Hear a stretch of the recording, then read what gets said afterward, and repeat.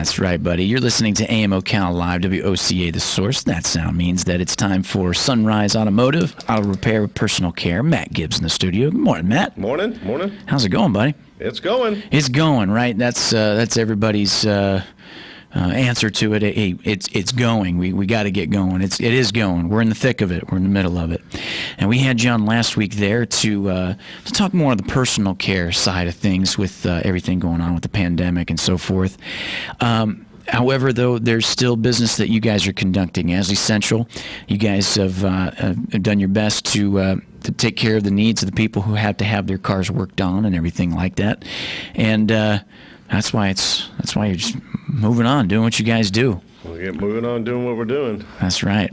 Now, with that, we were talking off air a little bit that this is so different, and the conversation, being that when do we see an end in sight, so to speak, and that's hard to gauge. But at the end of the day, it's come down to, like we were talking with Carol Ann. Now having both of you guys in here, it's like, all right, everybody gets to stop and think about, all right, that's going on. I've got to be at home, fine, whatever. Well, uh-oh. There you go. As I was going to say that just the fact that a lot of people are thinking now about the stuff that they may be putting off or have been putting off because they've been busy, now they've got time, and maybe one of those things is getting their car fixed or having things looked at that they should have had looked at before and stuff like that. Could you say maybe that's what's keeping you guys a little busy too? They're like, well, shoot, I got the time, might as well drop it off and have it worked on. I think right now we're doing a lot of businesses, a lot of other essential businesses. Oh, okay. Okay, so like we take care of the Ocala Equine Hospital, all their veterinarians, all their vehicles. Yeah. Right now, I think they're coming into their busy part of the season. Right. And so that we've been doing a lot of stuff for the Salvation Army and American Red Cross, getting their vehicles up and running, the canteens, in case something happens or where they need to go feed people. Yeah. So there's a lot of preparation that we're seeing behind the scenes that a lot of people probably don't see. Okay. A lot of different organizations and whatnot that are just everybody's like ready. I don't think we don't really know what we're ready for. We're just ready. You're right. You're right. And maybe that's the argument people have a little bit is like, hey man, we've been ready. We are ready. We're ready. So if we're ready, then let's ease back into the normality of what is our regular day to day. Then if we're ready, so to speak. But I've been thinking about that a lot, and I think what started this.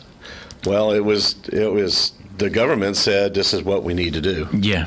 Right. I mean, this is what they said. The president has said, will you guys do this? Yeah. I don't necessarily feel personally, that's just me. I'm not being political here, but when I listen to our president speak, it's almost like he's got this paper and he's reading, okay, folks, it's Monday, March 30th, it's 2020, it's 7 a.m., here's our report.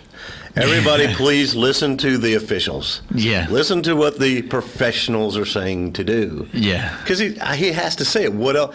I had a situation with an employee. Oh, yeah. I have no choice but to send that person home. Right. I have no choice in it. We were talking off air just a little bit about that, but it's the idea that maybe the expectations have been exposed to somebody who has symptoms from somebody else, or somebody else had symptoms that is close to that person. Right, in a department. Right. Now the whole department has been sent home. Yeah, and that's the precaution, and that's the idea of doing the part of the personal responsibility, so to speak. Yeah. So I had no choice in it. And I believe that the president sits up there every day and has to do things that he has no choice in. Yeah. He has to do it because this is the way it's been. These are the cards that are laid out on the table. Yeah. So I believe, so just the way it started is the way it's going to end. You think so? Yeah. I think I tell you what, I think there's going to be some excited people on that day. Yeah. know, like a liberation. Yeah, because if you think about it, you got to play with the cards you're dealt. Yeah. All right. I'm sitting with 2 of diamonds and a 3 of hearts. So if I could somehow win the pot, I'm going to jump for joy. I probably had to bluff unless it was a river of all 2s. I don't know. It's interesting, and it's a sign of the times of what's just necessarily needing to be done. And I think at the end of the day, though, too, and I know you are, you're thankful to still do the business that you guys are doing and everything like it. And I know a lot of people I talk to who are still working. Everybody's kind of in the same mindset of being thankful to do that. No one's taking. I don't think a lot of people are taking a lot of things like that for granted. Right. And that's where we come back to, that's how we're coming together as a nation or as a whole. I think just as human beings, I think at the end of the day, we stop, we reflect, and when we do reflect, we know that, like, hey, man, at the end of the day, I'm kind of lucky. So with that, there's a little bit of a humbleness going on. And then, sometimes that's the cushion for the fall of when we say, oh man, things are the worst they've been, and the politics and the people and the government, and then something like this happens, and then it's like that cushioning fall to say, hey, hold on a minute, the regular way of life has changed. Maybe the regular way of life wasn't so bad. Right. Let's appreciate that. Let's be humble, and then we are going to probably get through it, knowing that we are going to come out better for it, if you will. And I think what's interesting, man, is when people bring up like the Spanish flu or the influenza from way back in the early 1900s, in the early part of the century. It's like, well, there's nobody really left around who lived through that, right? Well, not ones that can say like, oh yeah, we know what it was like. They're usually so old now that they were only kids then. Right. But everything else, it's like, well, the H1N1, the swine flu stuff, the thing Ebola, that really comes to my mind as far as being alive during this whole thing was like when the AIDS epidemic came. Okay. Yeah. So that was you're probably a little bit younger to understand what it was with AIDS. I mean, in the beginning, they didn't know for sure how this thing was being transmitted and all this kind of stuff. Right, so it became a little bit of a fear factor in the beginning, right?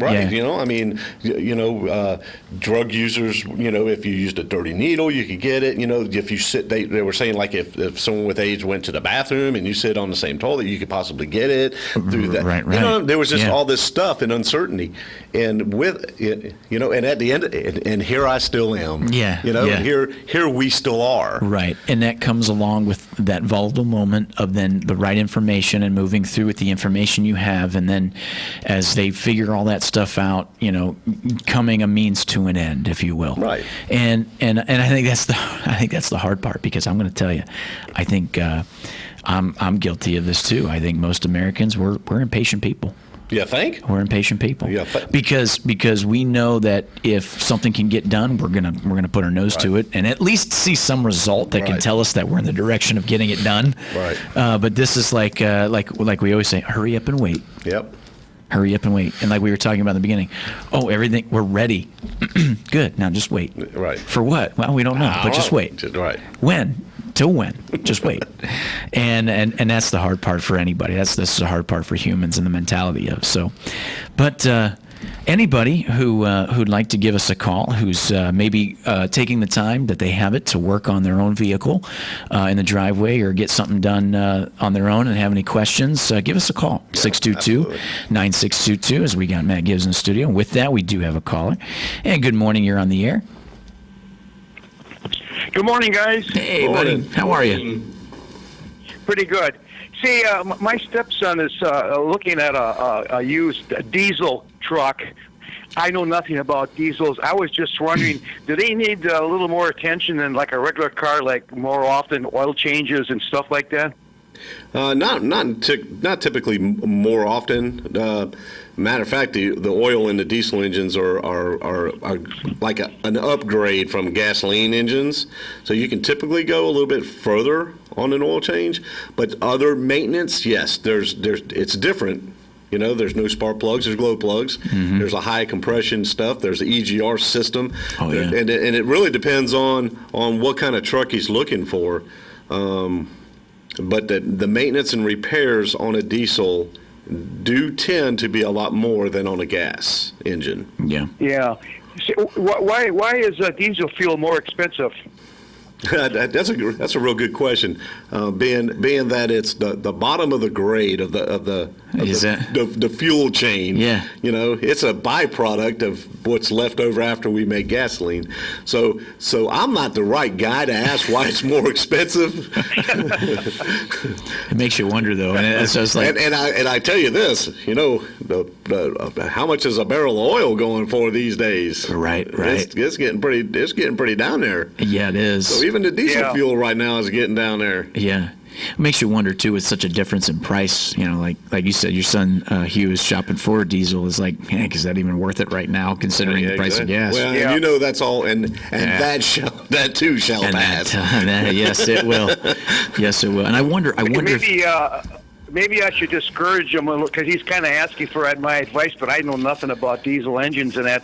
It's going to be maybe a little more expensive to operate a vehicle like that. Well, it can be, and I tell you what, Hugh, give him my phone number, and I'll be happy to talk to him. And what diesel truck is he looking at? Is he looking at a Ford, a Chrysler, a Ram?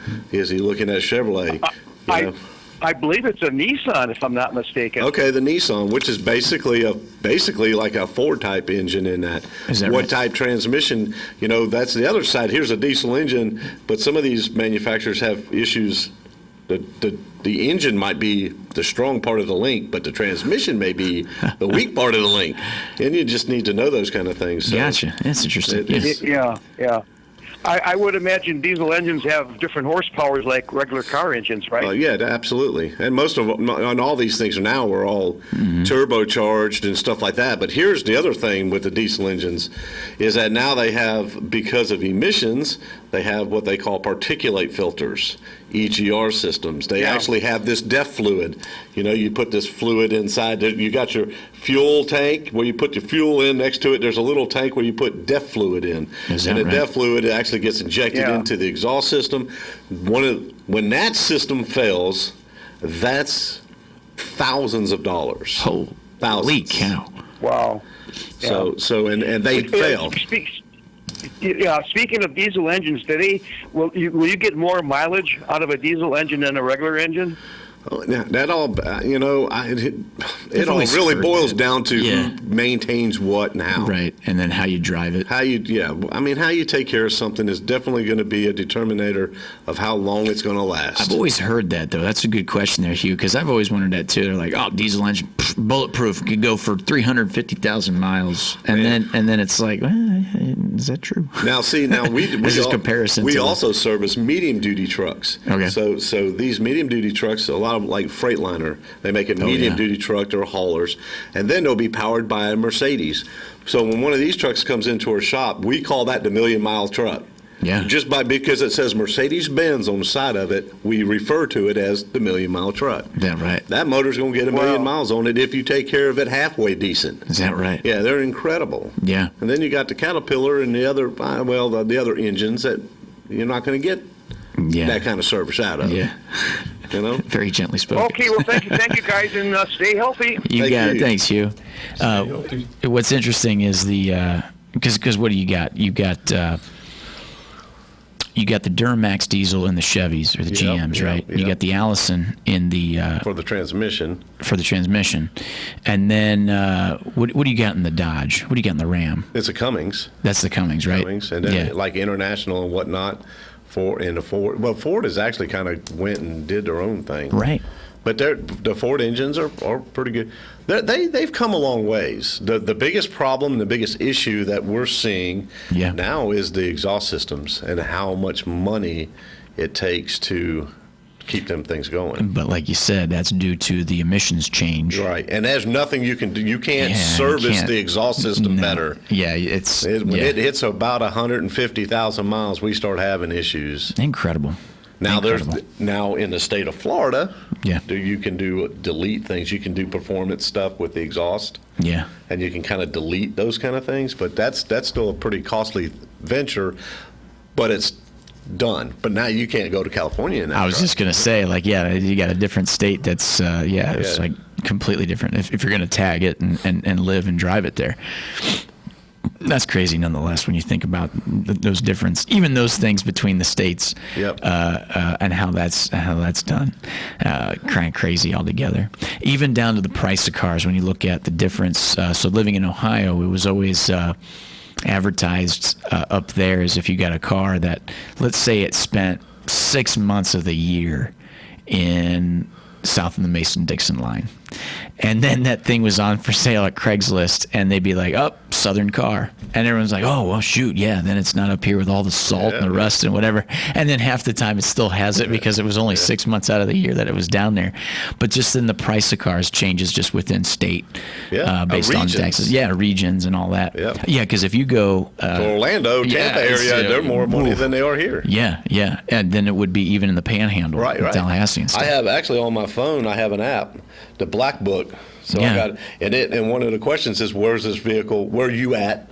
Where's the vehicle at? Interesting. And it'll give me a price of that vehicle, and I can change my location and say, let's just pretend we're in New York, and I can put in New York. And it may be that same car, the same VIN number, the same mile. That car might be worth $1,500 more. Wow. In New York because. Wow. Just because it's up there and supply and demand of the area and where it would be sold and more likely to be sold. That's incredible. We got Matt Gibbs in the studio. You're listening to AM Ocala Live, WOCA, The Source. Give us a call, 622-9622, as we're making our way towards the bottom of the 10 o'clock hour. And remember, broadcasting to you live from the Paddock Mall, streaming live, YouTube Live, WOCA, The Source Radio. This is weird looking at the mall and it's closed. I know. It's weird when you, I don't know if you've done a lot of carry out or delivery takeout for some restaurants. We did a local restaurant on Sunday, and I was out and about 6 o'clock Sunday evening, and nobody on the road. And a lot of these restaurants, to save on all the budget stuff, a lot of them just operate the kitchen and have the lights off for all the dining room and everything, right? Yeah. So it's very apocalyptic when you pull in. You're like, because some of them are set up for some curbside, but then they've designed it a little different with the fluctuation of, like, if they've got more people for lunch, then you can't have just 2 parking spots for carry out. You got to kind of circumnavigate them.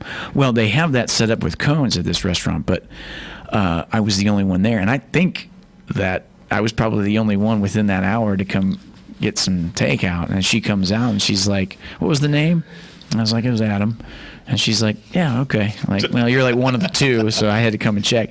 And she come and brought it, threw it with me in the car, and I'd already paid for it with the through the credit card and stuff. So it was like just a real quick, there you go, on your way. And it's like, what just happened? Yeah. My buddy owns Mojo's, so I throw a shout out to Rondo and them guys, and they're trying to. Yeah.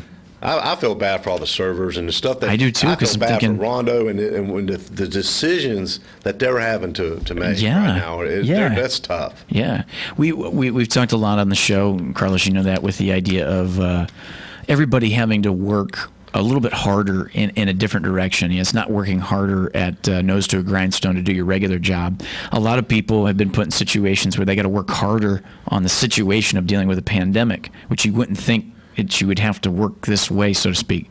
So just going back to it, like you said, with the friends you have in management, having to make decisions and deal with stuff and work hard about something that they never really thought they would have to do or adapt to like that, and are. And that made me think about it, because I do tend to eat out pretty often, and having been in the restaurant industry myself for years as I have, I do my best to tip and everything, and it's just odd because I'm thinking about the people that I know that are working that were working and now are not, and I'm thinking to myself, well, where they worked, like if they worked a weekend, that was substantial income that was supporting them. If they worked 3 weekends out of that month, that was paying half their bills. Right. So what do they do now, as it's been weeks? Right. We're talking 3 going on 4 weekends with no. And we know for sure that I guess it has been mandated that this will continue this way and till the end of April? Yeah. April 30th? Yeah, I think so. We got a caller. Good morning, WOCA. You're on the air. Good morning, Adam, Matt. Hey, How's Sonny. everything going? Sonny, good. Working through, But partner. anyway, I'm calling in reference to the newer vehicles, and I guess it's even hit the diesel-powered vehicles. But the electronics in this stuff today is outrageous. And I think, you buy a brand new car and something goes haywire with your 8-inch screen in the dashboard. We're looking at some fantastic dollars to get that repaired. Or how do you do it? Just replace the stuff or what? I'll hang up and listen. Have a great day. You too, Sonny. Thanks, partner. The hardest part is sometimes is figuring out which part of the device has actually failed. Right, because it's it's just like multiple, and some of it's serviceable and some of it's not serviceable. Some of it you just replace this whole thing. Yeah, it's made up. It's got the air conditioning, the radio, the TV. It's all one. It's a whole one thing. So I really try to stress when folks are, you could be buying a newer used car too, and if it has a lot of the electronics, really pay close attention to some getting an extended warranty. Yeah, because some of those things are very expensive. Yeah, and those warranties can cover that. And pay attention to your warranty that that if you get one, that it does cover those things. Awesome. Well, we're coming to the bottom of the 10 o'clock hour now. As it's always a good time, Matt. Yes, sir. Glad to have you in here, partner. Yes, sir. Sunrise Automotive repair with personal care. Matt Gibbs. We're going to be taking our break here and be back right after this. WOCA Ocala. Fox News, I'm Chris Foster. Now joining about 3/4 of the Americans being told by their state or local governments to just stay home to stop the coronavirus spread. People in Arizona, southeastern Florida, Maryland, Virginia,